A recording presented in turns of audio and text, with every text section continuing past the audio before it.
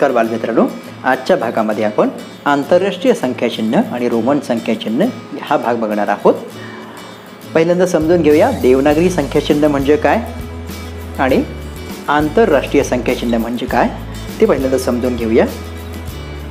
तुम्हाला सहजपणे दिसेल किंवा समजेल. बघा, 1 आलाय आणि हा इकडे उजवीकडे 1 अंक आलाय, डावीकडे 2 आहे, उजवीकडे सुद्धा 2 आला आहे. 3 आणि 3. तुम्हाला हे बघितलं लक्षात आलं असेल की डावीकडची संख्याचिन्ह ही मराठीतली आहेत आणि उजवीकडची संख्याचिन्ह ही इंग्रजीमध्ये जे आपण अंक वापरतो ती आहेत. म्हणजे मराठीतली जी अंक असतात, मराठीतली जे अंक चिन्ह आहेत, संख्याचिन्ह आहेत, त्यांना देवनागरी संख्याचिन्ह म्हणतात आणि इंग्रजीमध्ये जी संख्याचिन्ह वापरली जातात त्यांना आंतरराष्ट्रीय संख्याचिन्ह म्हणतात. कारण ही चिन्ह सगळीकडे सारखी असतात, हे लक्षात घ्या. आता आपल्याला रोमन संख्याचिन्ह म्हणजे काय ते बघायचं आहे, किंवा ही संख्याचिन्ह कुठं वापरली जायची, कशी तयार केली जायची. पूर्वी युरोपमध्ये संख्या लेखनासाठी इंग्रजीतील काही विशिष्ट कॅपिटल अक्षरं वापरली जात असत. त्यांना रोमन संख्याचिन्ह असं म्हणतात. आता ही चिन्ह कोणती होती आणि त्यांची किंमत काय होती हे आपण बघूया.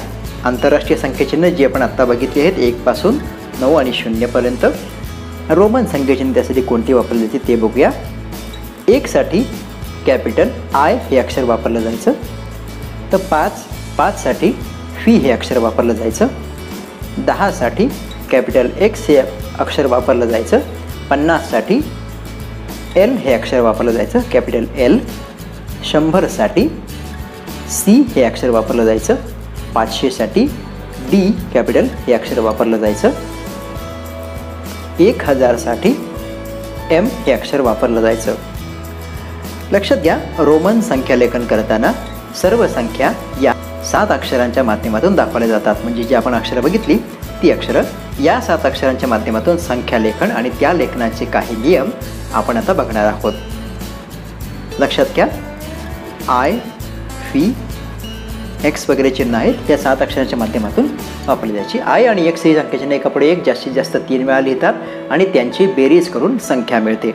म्हणजे एकमेकासमोर जर संख्या लिहिल्या आय आणि एक्स तर त्यांची बेरीज केली जाते हे लक्षात घ्या. बघा, आय 3 वेळा लिहिलं आहे, आयची किंमत 1 आहे. 1 अधिक 1 अधिक 1 बेरीज होते, किंमत होते 3. 2 वेळा आय लिहिलं आहे, 1 अधिक 1 याची किंमत होते 2, त्याची किंमत होते 2. ती आपण लिहून घेतली आहे. बघा, एक्स 2 वेळा लिहिलं आहे, एक्सची किंमत 10 आहे. 10 अधिक 10 20.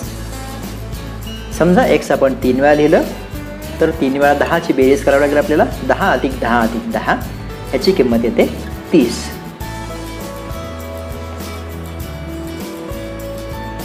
पुढे बघूया आपण पुढचा नियम.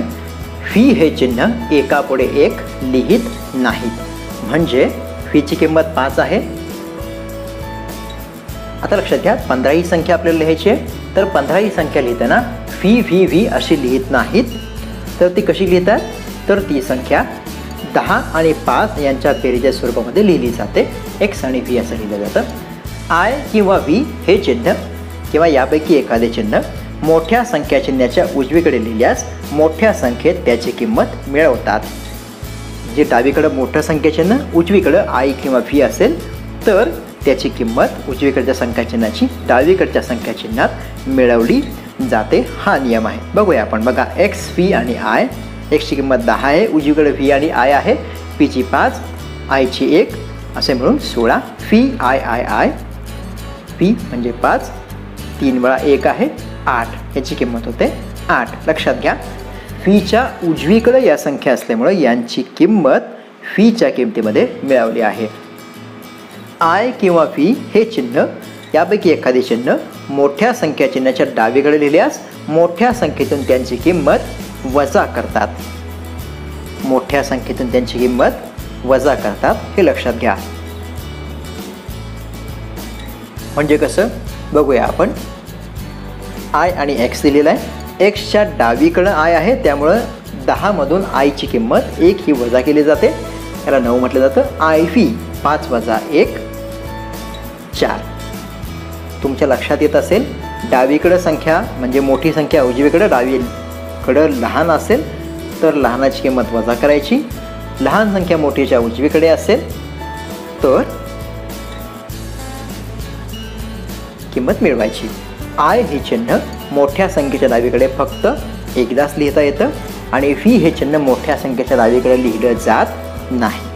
रोमन संख्या लिहिण्यासाठी ती 100, 50, 10, 5, 1 अशा गटात विभागून लिहिण्याचा सराव सर्व नियमांना लक्षात ठेवून करावा. आता कसा सराव करायचा आहे तो आपण बघूया.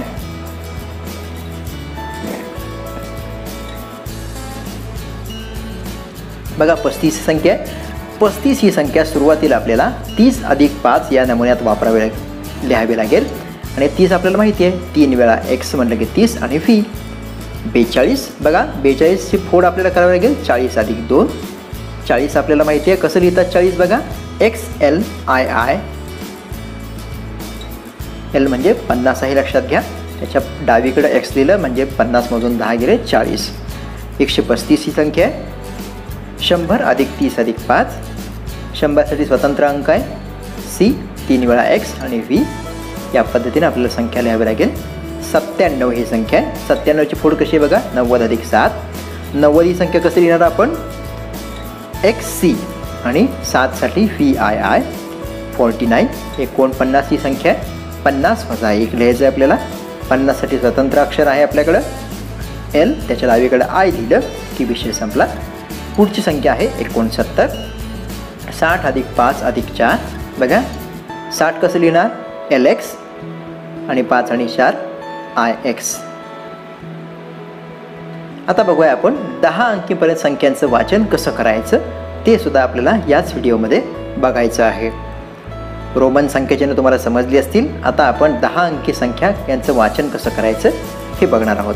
लक्षात घ्या संख्या लेखन करण्यासाठी आपण दशमान पद्धतीचा वापर करतो. ही दशमान पद्धती म्हणजे काय आहे ते आपण बघूया. दशमान पद्धतीची मांडणी उजवीकडून डावीकडे केली जाते. 10 अंकी संख्येतील ती स्थानं प्रथम बघूया. 10 अंकी संख्या फक्त आपण बघतोय म्हणून तुम्हाला ही स्थानं जास्तीत जास्त 10 अंकी संख्या आपल्याला आहेत अभ्यासाला. उजवीकडून डावीकडं स्थानं आपण बघूया. बघा पहिलं स्थान आहे एकक सगळ्यात उजवीकडचं. त्याच्या डाव्या बाजूला दशक, त्याच्या डाव्या बाजूला शतक, त्याच्या डाव्या बाजूला हजार, त्याच्या डाव्या बाजूला असणार आहे 10,000 किंवा 10,000, त्याच्या डाव्या बाजूला लक्ष किंवा लाख, दशलक्ष किंवा 10 लाख, त्यानंतर कोटी, दशकोटी किंवा दशकोटी आणि शेवटी अब्ज. बघा आता ही संख्यांची स्थानं आहेत. एकक, दशक, शतक, हजार, 10,000, लक्ष, दशलक्ष, कोटी, दशकोटी, अब्ज. वरील प्रमाणे संख्यांचं वाचन करताना खालील तक्ता लक्षात ठेवा. आता तुम्हाला एक तक्ता दिसेल इथं आणि या तक्त्याच्या स्वरूपामध्ये संख्या कशी मांडायची याची ट्रिक तुम्हाला मी आता सांगणार आहे.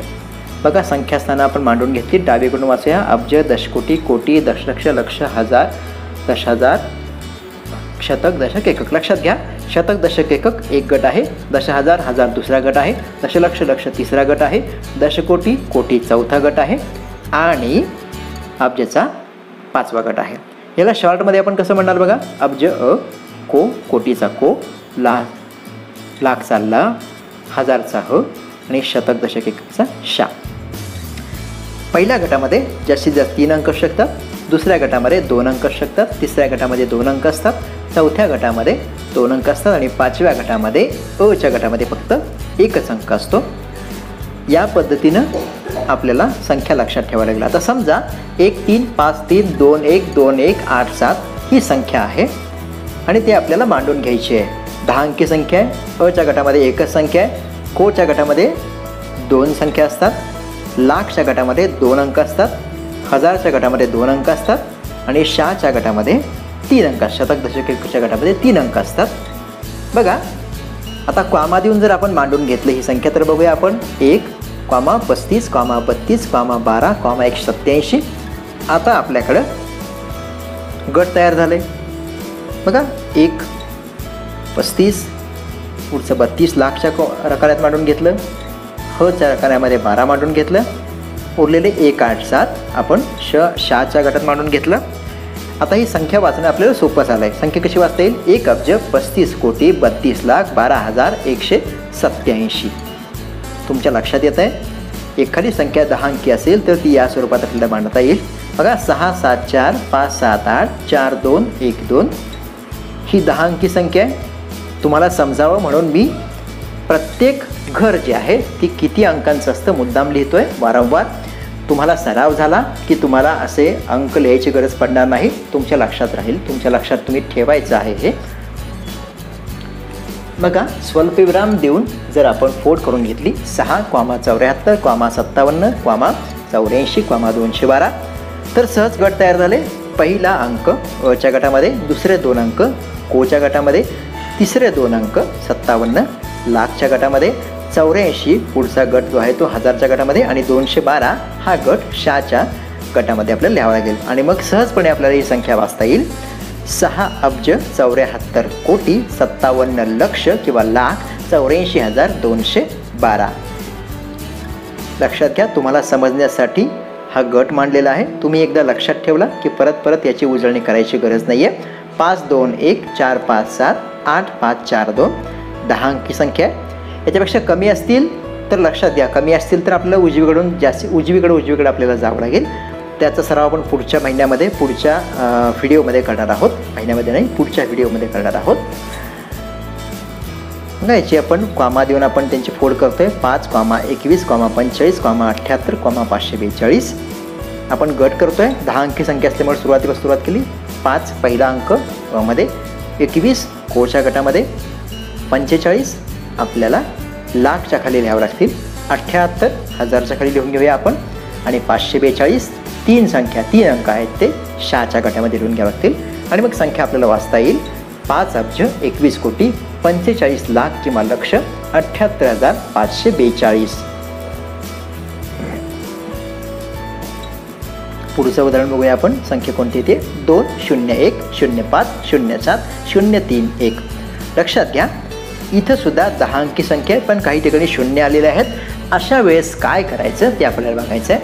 आपण नेहमीप्रमाणे सुरुवातीपासून करतोय तसं प्रत्येक गटात किती अंक असतात ते मांडून घेऊया. 1 2 2 2 3 हे लक्षातच ठेवायचं आहे. अब्जपासून 1 2 2 2 3 कायमस्वरूपी लक्षात ठेवायचं आहे. आपण मांडून घेऊया. 2 01 05 07 031. बघा गट तयार झाले. पहिला अंक आपण अब्जमध्ये मांडून घेतला. दुसरे 2 अंक 01 कोटीमध्ये मांडून घेतले. 05 लाख, 07 हजारमध्ये मांडून घेणार आणि 031 हे अंक आपण शाच्या गटामध्ये मांडून घेणार. आणि मग आपल्याला सहजपणे संख्या वाचता येईल. 2 अब्ज 1,05,07,031. इथं 031 आपल्याला म्हणायचं नाही आहे. हे आपण 3री 4थीमध्ये हे बेसिक शिकलेलो आहोत. पुढची संख्या कोणती आहे बघूया. 3 05 09 07 06 0. लक्षात घ्या, तुम्हाला समजण्यासाठी पुन्हा डावीकडून एकदा प्रत्येक घरामध्ये प्रत्येक गटामध्ये किती अंक असतात ते आपण लिहून घेतोय. अब्जाच्या घरामध्ये 1, कोटीच्या घरामध्ये 2, लाखच्या घरामध्ये 2, हजारच्या घरामध्ये 2, शाच्या घरामध्ये 3.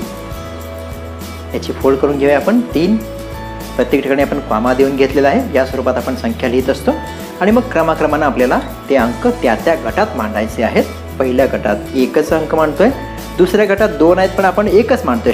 05 मांडलं काय किंवा 5 मांडलं तरी 1च. 09च्या ऐवजी आपण 9 मांडतोय फक्त. 07च्या ऐवजी 7 मांडतोय आणि 060च्या ऐवजी आपण फक्त 60 मांडतोय. आणि मग वाचूया आपण 3 अब्ज 5,09,07,060. मगाशी आपण काय केलं होतं? 0 सहित मांडलं होतं तुम्हाला समजावं म्हणून. आता मात्र आपण काय करतोय, तसं न मांडता आपण पुन्हा एकदा त्या संख्या डबल जिथं 0 आहे ते न मांडता वेगळ्या पद्धतीनं मांडून त्यांचं वाचन करतो आहोत. हेच उदाहरण पुन्हा एकदा आपण बघतोय, हे लक्षात घ्या. 3 0 5 0 9 0 7 0 6 0. 3 0 5 0 9 0 7 0 60.